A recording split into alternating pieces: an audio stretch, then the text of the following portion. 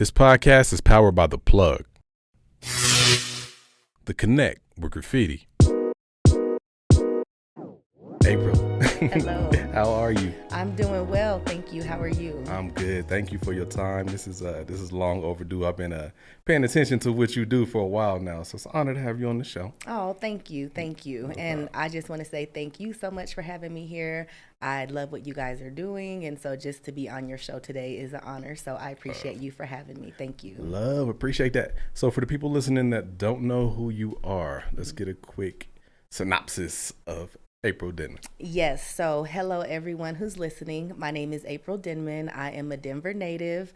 I grew up in Montbello, Green Valley Ranch. I went to MLK. I graduated from George Washington in 1997. I'm kind of telling my age right now. I went to Clark Atlanta University, graduated from Clark Atlanta University. I got my degree in criminal justice and my minor in pre-law. I wanted to be an attorney. I wanted to work for the FBI. So those were kind of my dreams in college. So graduated from college with honors. I had the highest GPA in the criminal justice department. I had many honors at graduation.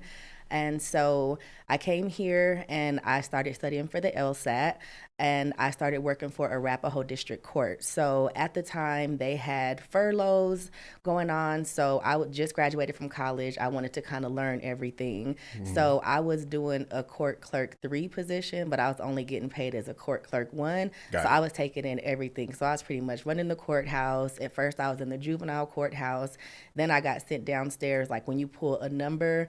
And so I was dealing with adoptions, with family, with bonds, with civil, like anything that you go to the courthouse for, I was dealing with it. So I was studying for the LSAT at the time because I wanted to be an attorney. Right. I failed the LSAT the first time. I was devastated. I'm like, oh my gosh, what? Like I failed something. How can that happen? So I ended up failing the LSAT. And at that time, I was helping a lot of bail bondsmen. So I had a friend, he was like, you should be a bail bondsman. And I'm like, bail bondsman? No, like I'm going to be an attorney.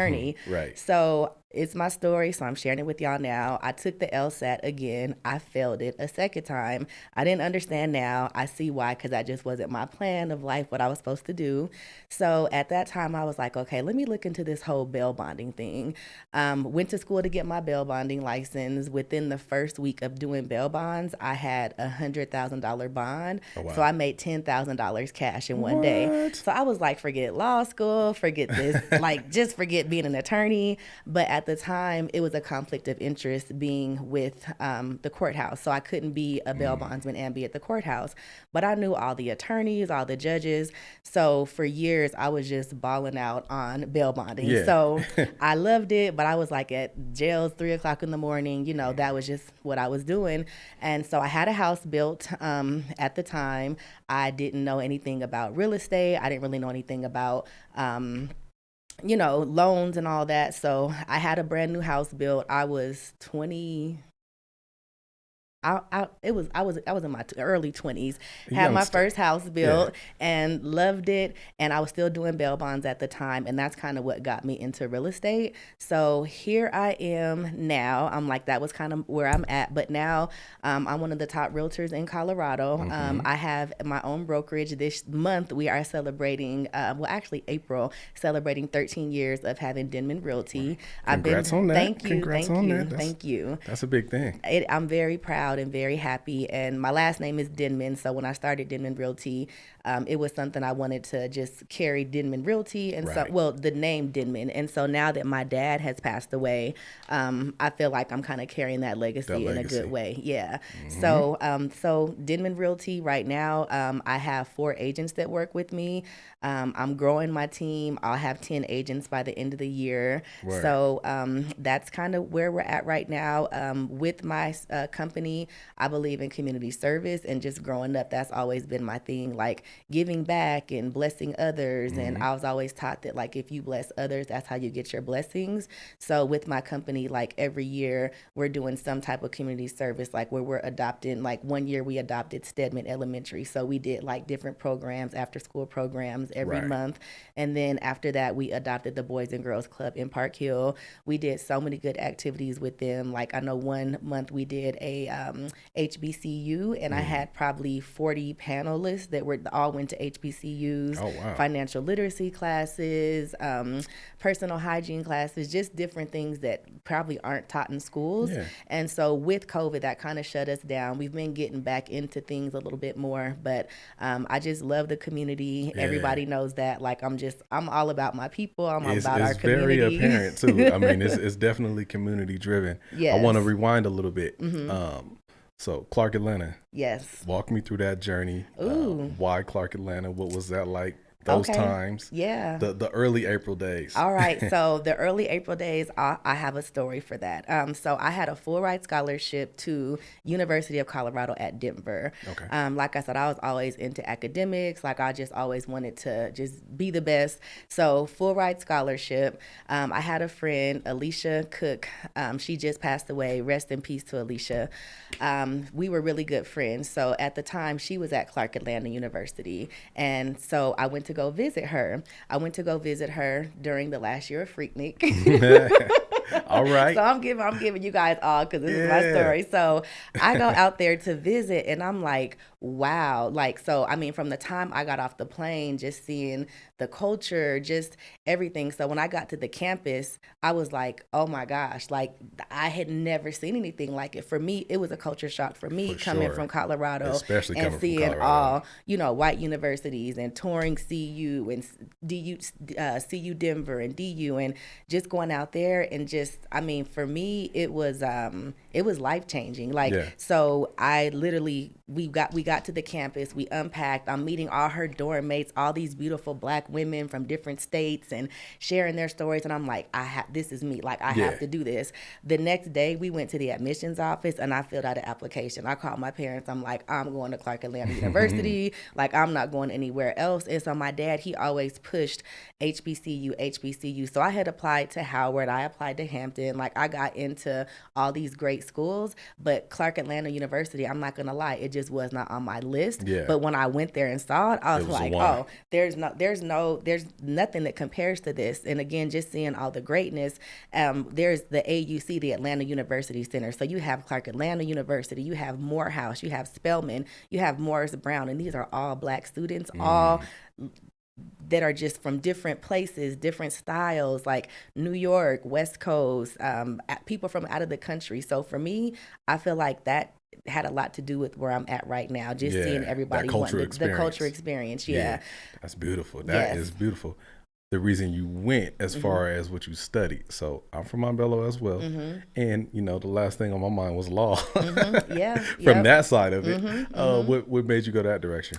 So ever since I was young, I would say probably 6, 7, I was like, I want to be an attorney. Everybody that met me, they were like, you need to be an attorney. I just always advocated. I was like, that field just excited me. We would always watch crime shows, and Court TV was like my favorite show growing up when I was in 3rd, 4th, 5th grade. So I think it was just something like being able to fight for people, or just being up in front of, just fighting for people. Right. And I feel like I do that now, but back at the time, like I really didn't know what a real estate agent was, and a realtor can get you into a house and you're still helping people. But crime, like that was just all what I loved at the time.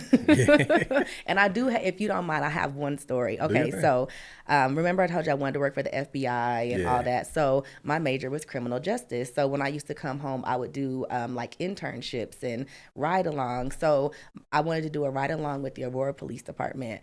I got on, I did my first ride along. I'll never forget. I'm in the cop car, like I'm so excited to go do this, and we pull up and it's a woman that had passed away, so it was gonna be my first, like, seeing my first dead body. Right. So he was like, are you ready? I'm like, yeah, I'm ready. So we go upstairs and I just see this lady like hunched over, and I was like, oh my God, like, and so I was like, I don't want to do any more ride along. He was like, wait, people actually died. And it was just crazy to me, and just, the family being there and all that, so that kind of changed my mind. But when you were asking about the old me, another part that I feel is very important that I love to share, and I used to be embarrassed about it, but now growing up, I'm like, it's who I am, it's my story. So growing up, I was the first person on my mom and my dad's side to graduate from high school. That's big. High school. So for me, I was always like, goals. Like I know what I wanted to do. Like you could ask me at 9 what I wanted to do. And, like, so you were asking, why did you want to be an attorney? At that time, that's just what I always loved to do. So for me, I was like, I'm going to be the first person to make it. I'm going to be the first person to do this. So when I was at Clark Atlanta University, I was a RA. I got the RA of the Year award. I was in I'm an AKA. I was in the sorority, and just anything that I could be in, I took advantage of it. And I was like, I just want to do this. So, but you already had your path kind of laid out in your mind. In my mind, yes, and I did. And you stuck to it. It may have took you down a different direction, but you stuck to the path. Exactly. So let's talk about that direction. Okay. Let's talk about real estate, the world of real estate.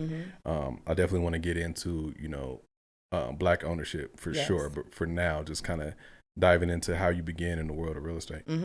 So I began, funny story. So I told you I had my house and I was doing like bail bonds at the time. And so one of my friends, Tony Bass, hello, Tony, shout out to Tony. He had broken his knee. So we're talking years ago.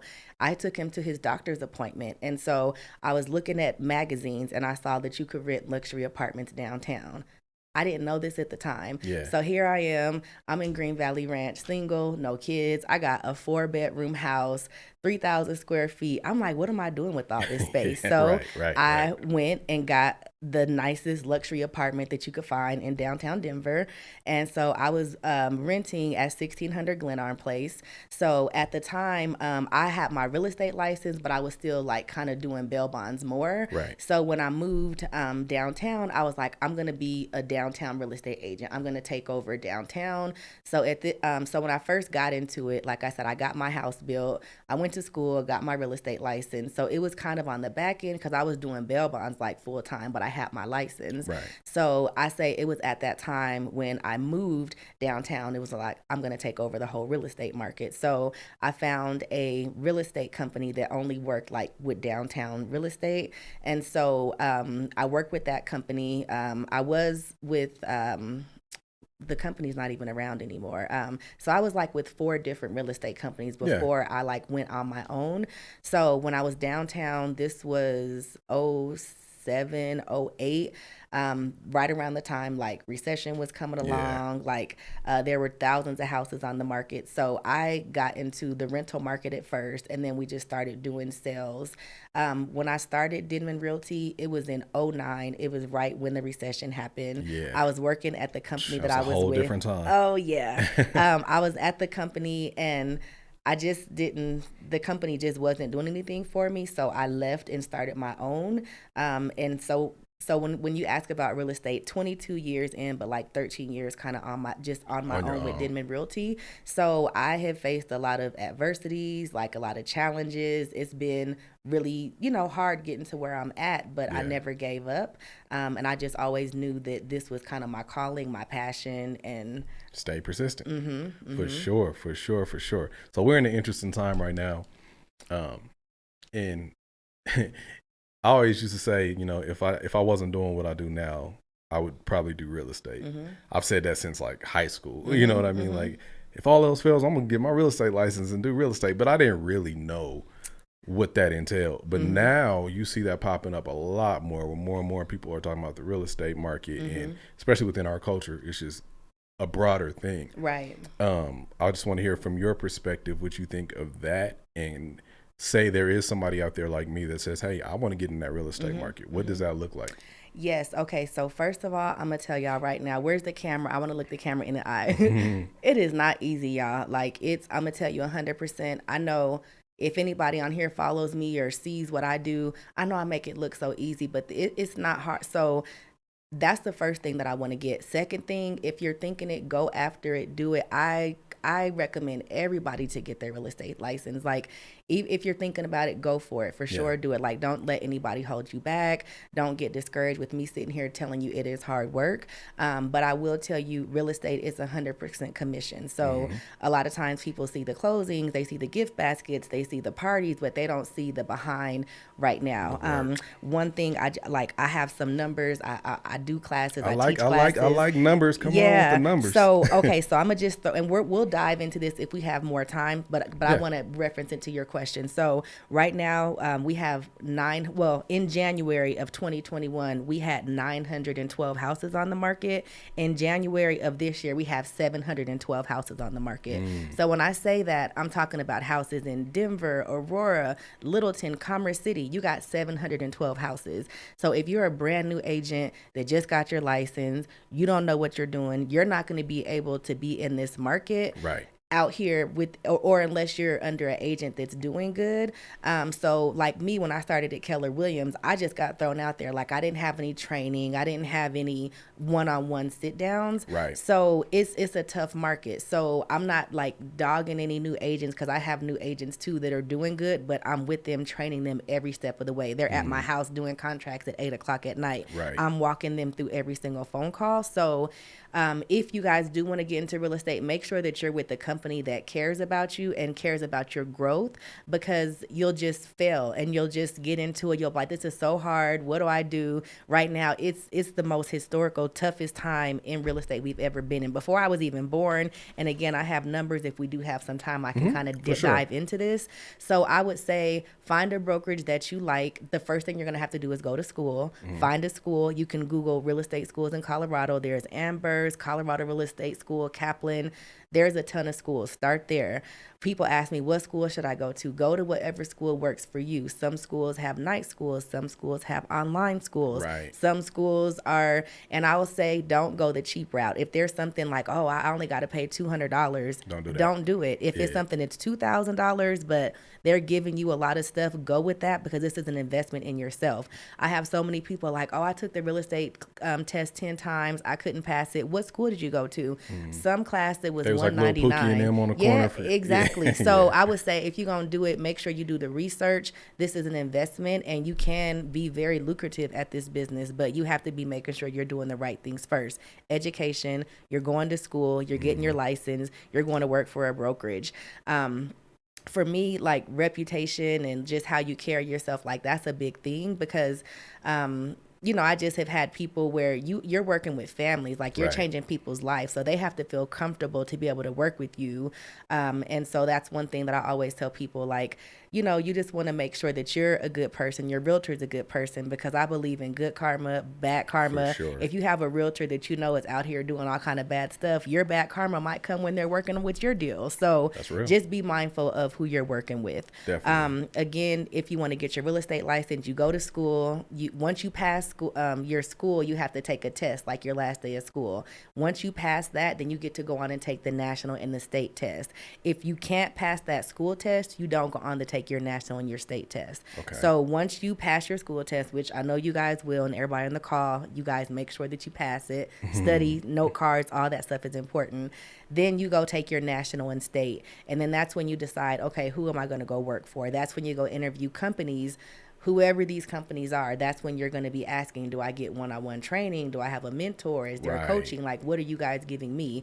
And then you guys are real estate agents, and the rest is on you, getting out there, marketing yourself, doing the work. But it's not just like, I'm a real estate agent, I'm about to make $10,000 in a month, like that's you have what a to lot put of people the work. think it is. They do. And I've had agents that have came on with me and didn't last because they're not motivated. They don't want to do it. And like, I need people that are hustlers, that are motivated, that are out there getting it, instead of just like, oh, the money's going to come to me. Like all my agents, they know, like they're out here working. Yeah, you got to put the work in. I mean, that's what any industry. You said something important though. It starts with the education.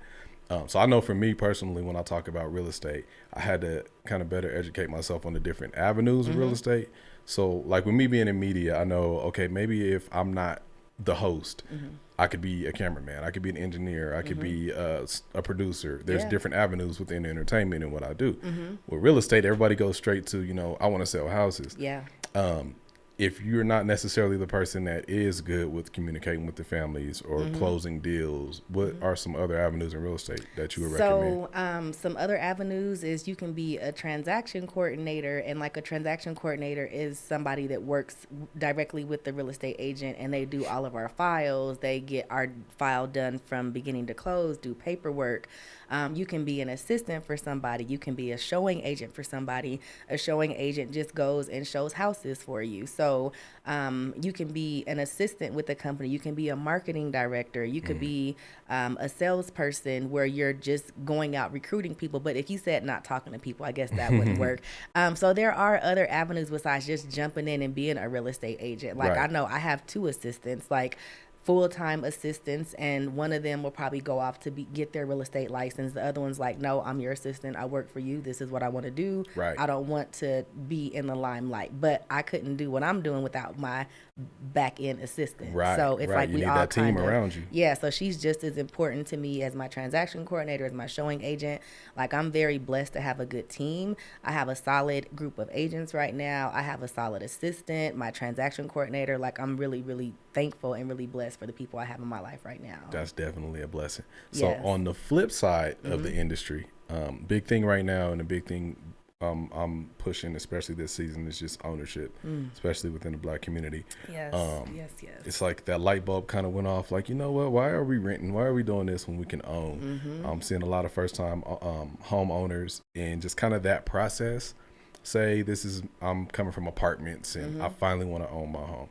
What is that first step for me? And kind of just walk me through what that looks like. Okay. Yep. So the very first step is, first, you've manifested it by putting it out there. So we're going to make this come true, whether it's this month, this week, 2 years, 5 years, you put it out there. So the very first step that you're going to do is you're going to talk to a lender.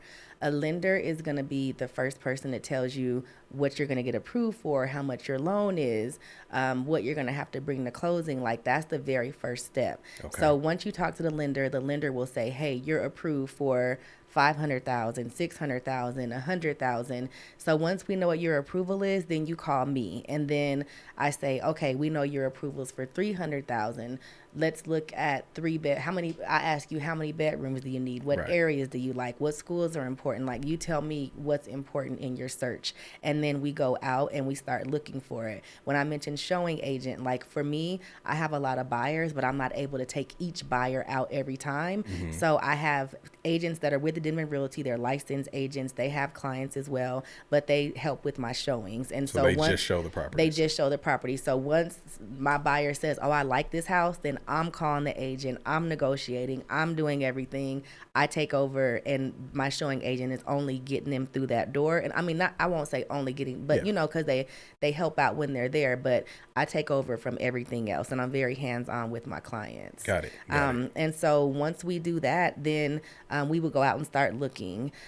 So I'm like, I know we only got a little bit of time because I could talk on this for hours, but the market there, so I'm giving you kind of like A to Z buying process, but this market that we're in, it makes it a little bit not as how it normally is. So normally you would get your approval, you go out, start looking, you find your house, you go under contract.